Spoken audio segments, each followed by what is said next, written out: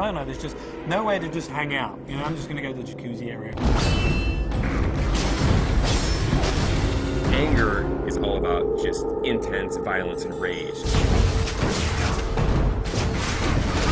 Everything in the world is against you. Cutting limbs off, heads are coming off. Boom, boom, boom. Anger is definitely a level that Dante can sort of unleash his fury in.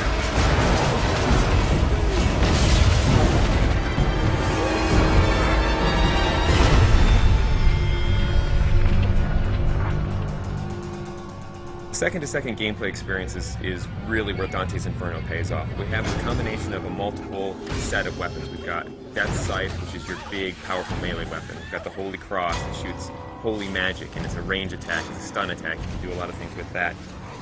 In addition to that, we have magic. You'll have magic powers that are on the righteous side and the unholy side. If you're in trouble and you want to like get out of the way or jump in the air or roll over there, whip out the scythe, flash across, all those things just kind of lead into each other. You don't kind of have to stop, start up something else. The main thing is you have a big ass scythe in your hand. We had like a sword first. It just wasn't feeling right. It just felt small and puny. The scythe's the thing here. That's almost the other character in there. The scythe that Dante uses is actually Death Scythe. It's dark, it's evil, it's punishing, it's sharp.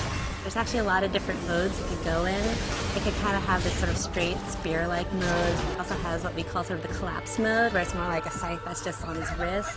At the beginning, we're all trying to find different things. We actually bought a scythe, you know, farmers, monthly or whatever. So we bought this scythe. As soon as we got the scythe, it's got the little handles like, no, this ain't gonna work. Sometimes you'll come into work and like you'll go to the kitchen and get coffee and there's just like some guy over there like with a broomstick and looking at himself in the mirror like doing this or going. So not only punishing everyone with that scythe, the other part of the combat is you've got a cross as well. The cross primarily is about stunning, pushing back, holding off enemies to buy yourself time. You know, it never really touches anyone physically. It's more about the power that emanates from it.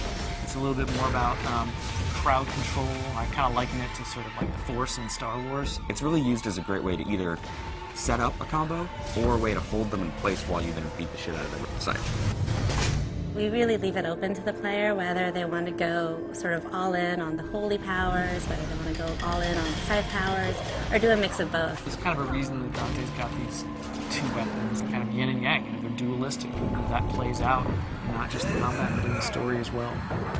That's the whole personality of Dante's Inferno. Most important thing to us was making sure that the combat felt awesome. One of the big things that we wanted to do in Dante's Inferno was really have the game run at 60 frames per second. 60 feels free, it feels fluid.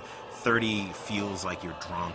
I mean, we did some tests, you know, where we took 30 and we took 60. You can totally tell the difference. As soon as you go to 60, you just see the flow, you see the trails, the scythes leaving behind, just the smoothness. It's a visual and a tactile thing. It's how it feels, but 60 frames a second is pretty, especially with all the great effects we got going on in the game now. Sassy. By the time you get to anger, you're kicking some ass, but don't get too comfortable, because pretty soon the shit's really gonna go down.